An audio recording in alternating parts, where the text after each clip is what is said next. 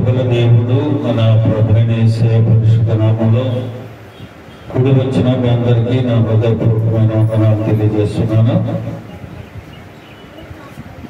కొద్దిసేపు దేవుని మాటలు విందాం. పరిశుద్ధ గ్రంథము నుండి 2వ సమూయేలు గ్రంథము 9వ అధ్యాయము 1 నుండి 13 వచనాలు చదువుతున్నాం. 2వ సమూయేలు గ్రంథము 9వ అధ్యాయము 1 నుండి 13 వచనాలు. యోనాతానును బట్టి నేను ఉపకారము చూపుటకు సౌలు కుటుంబములో ఎవడైనను కలడాయని దావీదు అడిగెను. సౌలు కుటుంబమునకు సేవకుడకు సీబా అను ఒకడుండగా వారు అతనిని దావీదు వద్దకు పిలిపించిరి. రాజు సీబా నీవే గదా అని అడుగగా అతడు నీ దాసుడనైన నేనే సీబాను నేను. రాజు యెహోవా నాకు దయచేసినట్లుగా నేను ఉపకారము చేయుటకు సౌలు కుటుంబములో ఎవడైనా నోనప్పుడు శేషించి ఉన్నాడా అని అతని అడుగగా సీబా యోనాతానునకు పుట్టి కాళ్ళు గలవాడు కుమారుడు కూడా ఉన్నాడని రాజుతో మనవి చేసెను. అతడెక్కడ ఉన్నాడని రాజు అడుగగా సీబా చింతగించము, అతడు లొదెబారులో అమ్మీయేలు కుమారుడు మాకీరు ఇంట ఉన్నాడని రాజుతో అనెను. అప్పుడు రాజైన దావీదు మనుషులను పంపి లొదెబారులో ఉన్న అమ్మీయేలు కుమారుడు మాకీరు ఇంట ఉన్నాం అతని రప్పించెను.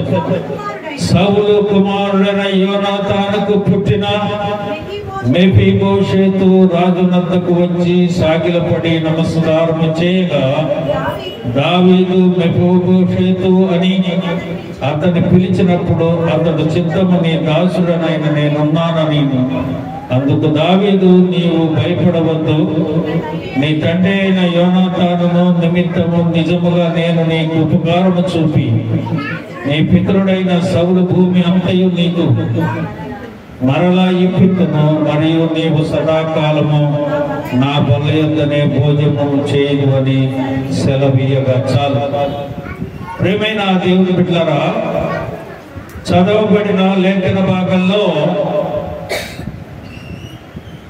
మెఫీబోషెతు అనే ఒక వ్యక్తిని గురించి ఈరోజు మనం ధ్యానం చేసుకుంటున్నాం. ఎవరో పేరు, అతని పేరేంటి? మెఫీబోషెతు. ఈ మెఫీబోషెతు సౌలు యొక్క మనవడు, యోనాతాను యొక్క కుమారుడు. మెఫీబోషెతు యొక్క తండ్రి యోనాతాను దావీదుకు చాలా ప్రియమైన స్నేహితుడు.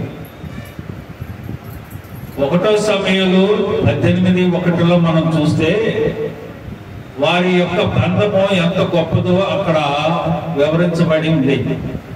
దావీదు సౌలుతో మాట్లాడుట చాలించినప్పుడు యోనాతాను హృదయము దావీదు హృదయముతో కలిసిపోయెను. యోనాతాను దావీదును తన ప్రాణ స్నేహితునిగా భావించి అతను ప్రేమించాడు. హల్లెలూయా. యోనాతాను దావీదును ఎంతగా ప్రేమించాడు అంటే, ఒక ప్రియురాలు ప్రియుని ప్రేమించినంత కంటే ప్రేమించి అతను తన ప్రాణ స్నేహితుడుగానే కాకుండా అతనిని ప్రేమించాడు. ఎంతో గొప్పగా దావీదును ప్రేమించినట్లుగా పరిశుద్ధ గ్రంథం సెలవిస్తూ ఉంది. అంత ప్రేమ అతనిలో చూశాడు దావీదు. అంతేకాదు, దావీదు తన ప్రేమ స్నేహితుడిగా భావించుకున్న అతన్ని ప్రేమించుచు యోనాతాను అతనితో నిబంధన చేసుకున్నాడట. వీరిద్దరూ ప్రాణ స్నేహితులే. వీరిద్దరూ ఒకరినొకరు అత్యధికంగా ప్రేమించుకున్న వారే. వీరు ఒక నిబంధన కూడా చేసుకున్నారు. అంతేకాదు యోనాతాను దావీదు బహు ఇష్టము గలవాడై ఉన్నాడట. ఎంత ప్రేమ అంటే వీరిది విడదీయరాని బంధం, ఒక స్నేహ బంధం, ఒక ప్రేమ బంధం. అంత బంధము కలిగి ఉన్నారు యోనాతాను దావీదు. ప్రియమైన దేవుని బిడ్డలారా, మొదటి సమూయేలు గ్రంథం 20వ అధ్యాయం 42వ వచనం మనం చూసినట్లయితే, అంతటి యోనాతాను యెహోవా నీకును నాకును మధ్యను నీ సంతతికి నా సంతతికి మధ్యను ఎన్నటికి సాక్షిగా ఉండునుగాక. మనమిద్దరము యెహోవా నామమును బట్టి ప్రమాణం చేసుకుని ఉన్నాము, మనము మనసులో నెమ్మది కలిగి పొమ్మని సెలవిచ్చాడు. తన తండ్రి అయిన సౌలు దావీదును సంహరించడానికి, దావీదును చంపడానికి ప్రయత్నం చేసినప్పుడు సౌలు కుమారుడు యోనాతానే దావీదును తప్పించాడు. అంతేకాదు వీరు ఒక నిబంధన చేసుకున్నారు, నీ సంతానానికి నా సంతానానికి ఒక నిబంధన కావాలి. నిబంధన చేసుకున్నారు. అంత ప్రాణ స్నేహితుడుగా ఉన్న యోనాతాను సౌలు అతని కుమారులు గిల్బోవా పర్వతంపై ఫిలిష్తీయుల చేతులు హతులైపోయారు. ఏమైపోయారు? సౌలును తన కుమారులు కలిసి యుద్ధానికి వెళ్ళారు. గిల్బోవా పర్వతం మీద వీరు చనిపోయారు, ఫిలిష్తీయుల చేతిలో హతులైపోయారు, చనిపోయారు. చూడండి, మొదటి సమూయేలు 31:2లో చెప్పబడుతుంది. సౌలు అతని కుమారులు ఫిలిష్తీయులు తరుముచు గిల్బోవా పర్వతం మీద యోనాతానును అబీనాదాబును మెల్కీషువను హతులైరి. ముగ్గురు కుమారులు, తండ్రి కూడా చనిపోయాడు. ఫిలిష్తీయులు ఆయన చంపేశారు ఇద్దరిని. వీరు ముగ్గురిని, సౌలు కుమారులు కూడా హతులైపోయారు. హతులైపోయిన తర్వాత ఈ వార్త యోనాతాను కుమారుడైన మెఫీబోషెతును పెంచుతుంది ఒక దాది. ఆ దాదికి తెలిసింది సౌలు చనిపోయాడు, కుమారుడు చనిపోయాడు, రాజుగారు చనిపోయాడు, వీళ్ళందరూ హతులైపోయారు కదా. ఈ హతులైపోయినప్పుడు రాజుగారు దావీదుని ఎన్నోసార్లు చంపడానికి ప్రయత్నం చేశాడు. ప్రయత్నం చేసినప్పుడు ఈ దాది గమనించింది, రాజుగారు ఉన్నప్పుడు దావీదును సంహరించడానికి ఎన్నోసార్లు ప్రయత్నం చేశాడు. ఇప్పుడు దావీదు రాజు అవుతాడు, సౌలు మనవడైన యోనాతాను కుమారుడైన మెఫీబోషెతును కూడా చంపేస్తాడు. కాబట్టి ఈ పిల్లోడిని తీసుకొని దూరంగా పారిపోదామని చెప్పి ఈ దాది ఏం చేసిందంటే పిల్లోడిని ఎత్తుకొని వెళ్ళిపోతా ఉంటే పడి ఇద్దరు పడతారు. ఈ మెఫీబోషెతు కుంటువాడైపోతాడు. చూడండి, 2వ సమూయేలు గ్రంథం 4:4లో అక్కడ ప్రస్తావించే మాటలు చూడండి. సౌలు కుమారుడు యోనాతానునకు కుంటివాడుకు కుమారుడు ఉండెను. ఇజ్రాయేలు నుండి సౌలు గురించిన యోనాతాను గురించి వర్తమానం వచ్చినప్పుడు వాడు 5 ఏళ్ల వాడు, వాడిని దాటి వాడిని ఎత్తుకుని పరుగున పారిపోవడగా వాడు పడి కుంటివాడాయను. వాని పేరు మెఫీబోషెతు. హల్లెలూయా. ప్రియమైన దేవుని బిడ్డలారా, ఈ దాది ఈ మెఫీబోషెతుని ఎత్తుకొని పరిగెడతా ఉంటే పడి కుంటివాడైపోయాడు. అతని పేరే మెఫీబోషెతు. ఈరోజు మనం ధ్యానం చేసుకునేది కూడా మెఫీబోషెతుని గురించే. ఈ మెఫీబోషెతు సౌలు యొక్క మనవడు, యోనాతాను యొక్క కుమారుడు. యోనాతాను దావీదుకు ప్రాణ స్నేహితుడు, బహుగా ప్రేమించుకున్నవారు, ఒకరి హృదయాలను కలుసుకున్నవారు, ఎన్నోసార్లు మరణం నుంచి తప్పించిన వాడు యోనాతాను. అంతగా వీరిద్దరు నిబంధన చేసుకున్నారు. వీళ్ళందరూ చనిపోయిన తర్వాత దావీదు రాజుగా అయ్యాడు. రాజు అయిపోయిన తర్వాత ప్రజలను పిలిచి అక్కడ ఉన్న సేనాధిపతులను వీళ్ళని పిలిచి అన్నాడు, అయ్యా, యోనాతానును బట్టి వారి కుటుంబాలలో నేను ఒక మేలు చేయాలి, జరిగించాలి అని అంటే ఎవరైనా మిగిలి ఉన్నారా అని అడిగాడు. అక్కడ ఉన్నవారు ఏం చెప్తున్నారంటే సౌలునకు పుట్టిన కుమారుల పేర్లు యోనాతాను ఉన్నాడు కదా, యోనాతాను కుమారుడుకు మెఫీబోషెతు ఒకడు ఉన్నాడు. అతని పేరు మెఫీబోషెతు. అయితే అతను ఎక్కడున్నాడు అని అడిగాడు. ఆయన ఎక్కడున్నాడు అని అడిగితే వాళ్ళు ఏం చెప్పారంటే, ఇప్పుడు మనం చదువుకున్న వాక్య భాగంలో ఎక్కడున్నారని చెప్పారు వాళ్ళు.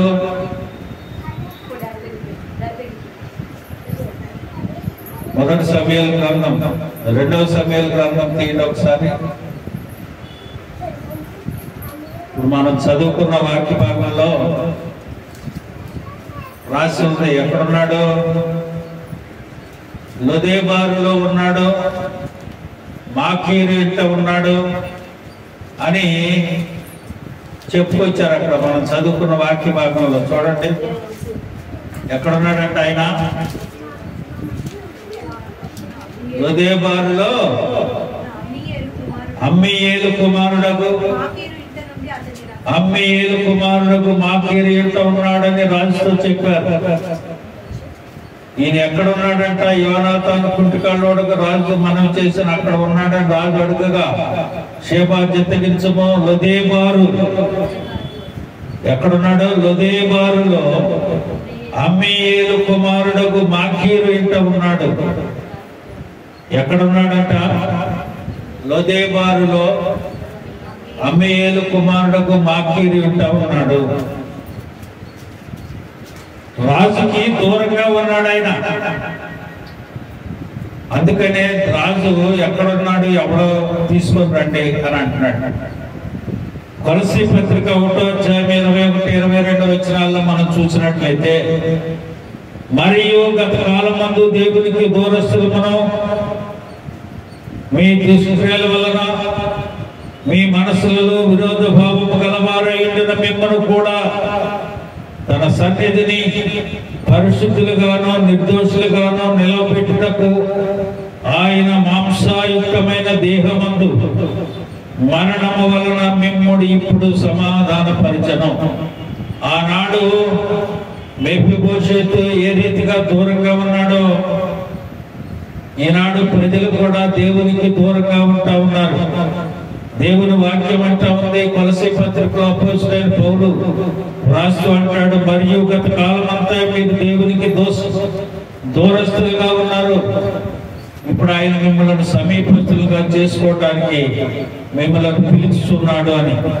ప్రియమైన దేవుని బిడ్డలారా, ఆనాడు దేవుడు చేసిన నిబంధన మనతో ఏం చెప్పాడు? మనకి దూరస్తులుగా ఉన్న మిమ్మల్ని నేను పిలుచుకొని సమీపస్తులుగా చేసుకుంటాను అని చెప్పాడు. అంతేకాదు, ఆనాడు మెఫీబోషెతు దూరంగా ఉన్నట్టు మనం కూడా దేవునికి దూరంగా ఉంటా ఉన్నాం. ఆయన ఏం చేశాడు? రెండవదిగా వెదకుచూ ఉండెను. వెదకండి ఎక్కడున్నాడు? లొదేబారులో ఉన్నాడు, మేతలేని స్థలంలో ఉన్నాడు. కాబట్టి అతన్ని తీసుకొని రండి అన్నాడు. లూకా సువార్త 19వ అధ్యాయం 10వ వచనం మనం చూసినట్లయితే, నశించిన దాన్ని వెదకి రక్షించడానికి మనుష్య కుమారుడు ఈ లోకానికి వచ్చాడు. ఆనాడు మెఫీబోషెతు ఏ రీతిగా దూరంగా ఉన్నాడో, ఆ రీతిగానే నీవు నేను కూడా దేవునికి దూరంగా ఉన్నప్పుడు ఆయన కూడా వెతుకుతూ వచ్చాడు. నశించిన దానిని వెదకి రక్షించడానికి మనుష్య కుమారుడు ఈ లోకానికి వచ్చాడని దేవుని వాక్యము సెలవిస్తా ఉంది. కనుక ప్రియమైన దేవుని బిడ్డలారా, యేసు ప్రభు వారి ఈ భూలోకంలో ఉన్నప్పుడు సువార్తను ప్రకటించే సమయంలో ఆయన సువార్తను ప్రకటిస్తూ ఉంటే జక్కయ్యను వెతుక్కుంటూ వచ్చాడా లేదా? నేడు ఇంటికి రక్షణ వచ్చిందని చెప్పాడు. నేడు నేను నీ ఇంట ఉండవలసిందని చెప్పాడు. పాపంలో శాపంలో జీవిస్తున్న నిన్ను వెదక్కుంటూ ఆయన ఈ లోకానికి వచ్చాడు. నశించిన దానిని వెదకి రక్షించడానికి మనుష్య కుమారుడు ఈ లోకానికి వచ్చాడని. వివేకం కలిగి దేవుని వెదకు వారు కలరేమో అని యెహోవా ఆకాశం నుండి చూచి నరులను పరిశీలిస్తున్నాడని దేవుని వాక్యం సెలవిస్తా ఉంది. నరులను ఆయన చూస్తూ ఉన్నాడు. వివేకం కలిగి దేవుని వెదకు వారు కలరేమో అని యెహోవా ఆకాశము నుండి చూసి నరులను పరిశీలిస్తూ ఉన్నాడు అని దేవుని వాక్యం సెలవిస్తా ఉంది. ఆనాడు మెఫీబోషెతు దూరముగా ఉన్నట్లు, రాజైన దావీదు తనను వెతికించడానికి పంపించినట్లు, ఈనాడు వెతికి రక్షించడానికి యేసు ప్రభు లోకానికి వచ్చి మన కోసం ప్రాయశ్చిత్తంగా తన శరీరాన్ని అర్పించి చివరి రక్తపు బొట్టు వరకు కాచి ఆయన రక్తంతో మనల్ని కడిగి పరిశుద్ధపరచడానికి ఆయన ఈ లోకానికి వచ్చినట్లుగా మనం చూస్తాం.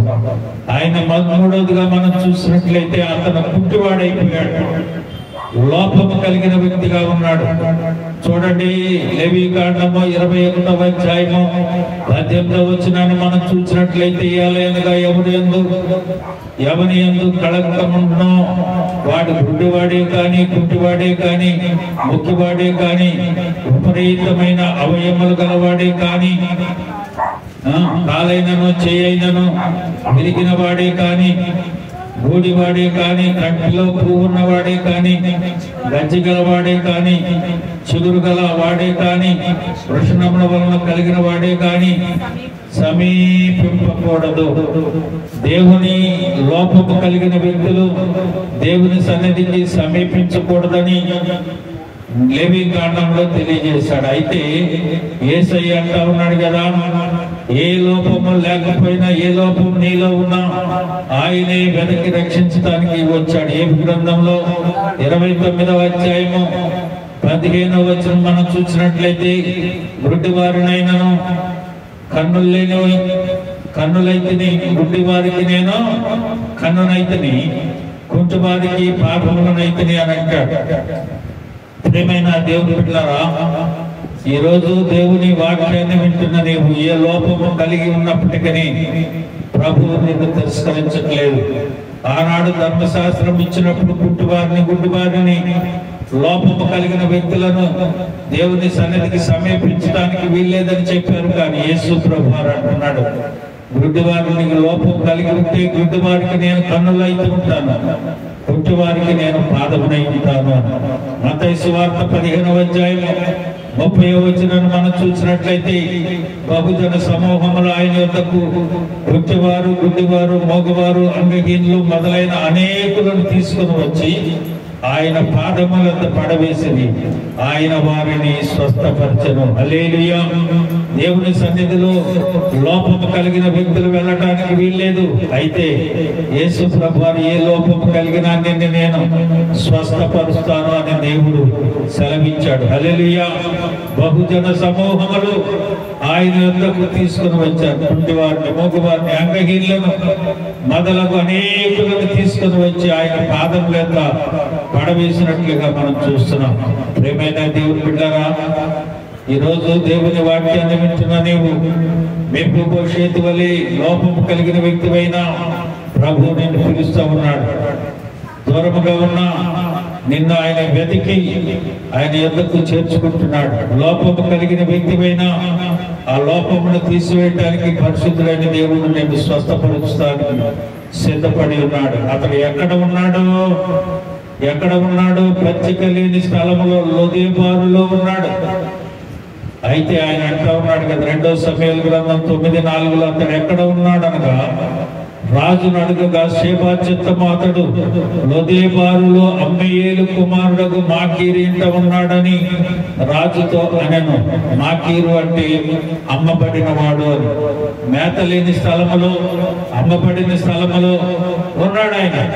కానీ దేవుడు అంటా ఉన్నాడు రోమపత్రికలో 7వ అధ్యాయం 14వ వచనంలో, ధర్మశాస్త్రము ఆత్మ సంబంధమైనది ఎరుగుదము, అయితే నేను పాపములకు అమ్మబడితిని, పాప శరీరము సంబంధినై ఉన్నాను అనే దేవుని వాక్యం సెలవిస్తా ఉంది.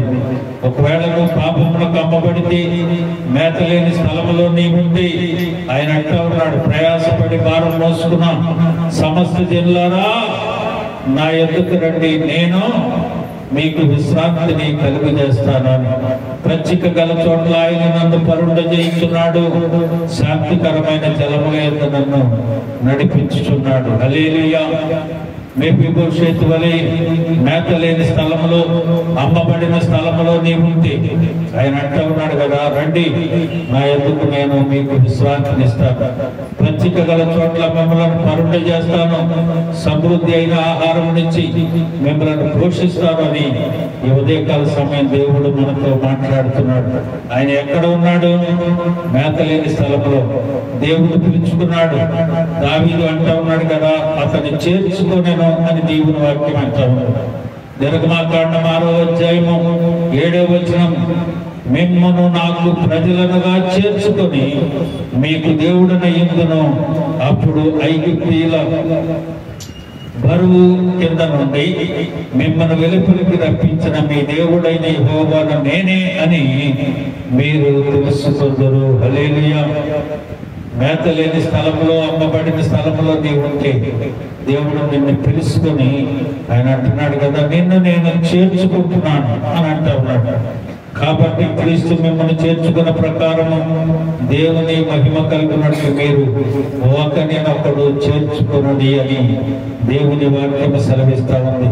ప్రియమైన దేవుని బిడ్డలారా, ఈ దినం దేవుని వాక్యాన్ని వింటున్న నీవు మెఫీబోషెతు వలె దూరముగా ఉన్నావేమో,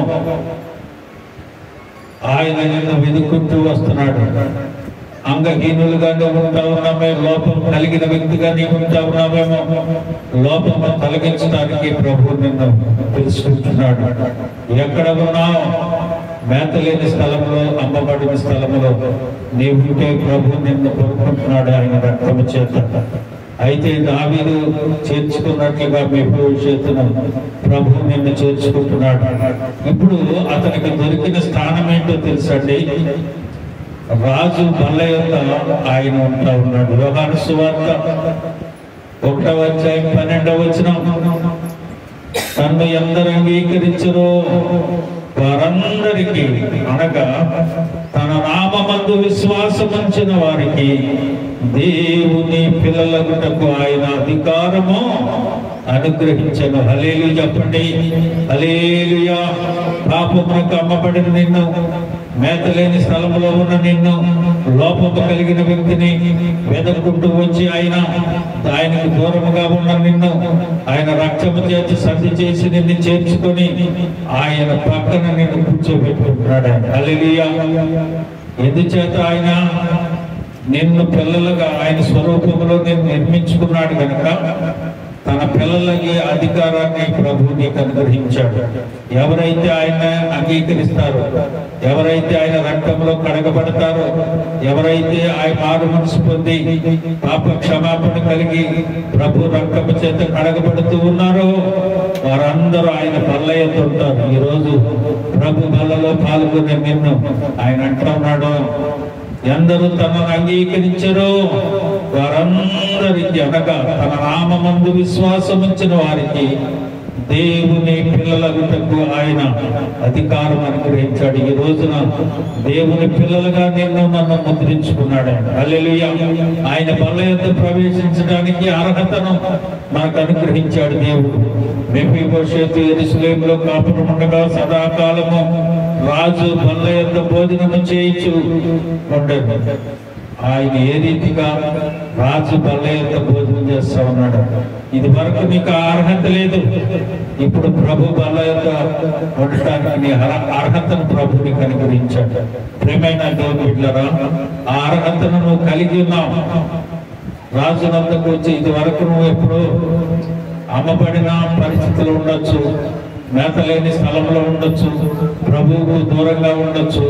ఆయన నిన్ను వెతికి రక్షించుకుని అంటున్నాడు, ప్రయాసపడి భారం మోసుకున్న సమస్యలారా నా ఎద్దుకు రండి, నేను మీకు విశ్రాంతిని కాదు నా పిల్లలకి అధికారాన్ని కూడా మీకు అనుగ్రహిస్తున్నానని దేవుడు ఈ రాత్రి నా హృదయకాలం మనతో మాట్లాడుతున్నాడు. చివరిగా చూడండి, మత్తయి సువార్త 26వ అధ్యాయం 26వ వచనం, వారు భోజనము చేయించుండగా యేసు రొట్టెను పట్టుకొని దానిని ఆశీర్వదించి విరిచి తన శిష్యులకిచ్చి, మీరు దీన్ని తీసుకొని తినుడి, ఇది నా శరీరం అని చెప్పాడు.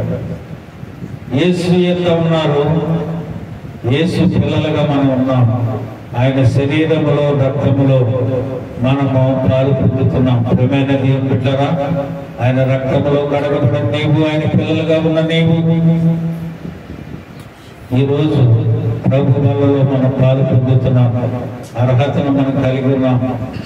పరిశుద్ధంగా మనం ఉండాలి. ప్రకటన గ్రంథం 3వ అధ్యాయం 2వ వచనంలో, ఇదిగో తలుపు నొద్ద నించుండి తట్టుచున్నాను, ఎవడైనాను నా స్వరము విని తలుపు తీసిన యెడల నేను అతని వద్దకు వచ్చి అతనితో నేనును నాతో కూడా అతను కలిసి భోజనము చేయదుమని. హల్లెలూయా. కనుక ప్రియమైన దేవుని బిడ్డలారా, ఇది వరకు నీవు అర్హత లేని వాడవుగా దానవుగా ఉండొచ్చు, కానీ దూరమైన ప్రాంతంలో దేవునికి దూరంగా నువ్వు ఉండవచ్చు. ప్రభు ఆయన వెతికి లోపము కలిగిన వ్యక్తినైనా నిన్ను ఆయన చేర్చుకొని మేత లేని స్థలంలో నిన్న సమృద్ధి అయిన ఆహారం ఉంటుంది నిన్ను చేర్చుకొని తన బల్ల చోటించాడు. ఆయన శరీరంలో రక్తంలో పాలు పొందే అర్హతను ప్రభు నీకు అనుగ్రహించాడు. ఆ రీతిగా నీవు ఉంటే, ప్రభు సన్నిధికి నువ్వు వస్తే, ఆయన శరీరంలో రక్తంలోనూ పాలు పొందుతూ ప్రభు బలయంగా ఉంటే, దేవుడు అంటూ ఉన్నాడు, నాతో కూడా అతనితో కూడా నేను భోజనం చేయను. ఈరోజు ప్రభు శరీరంలో రక్తంలో పాలు పొందమను అటు అర్హతను కలిగి ప్రభు యొక్క మనం కూడా ఉందముగా అందరూ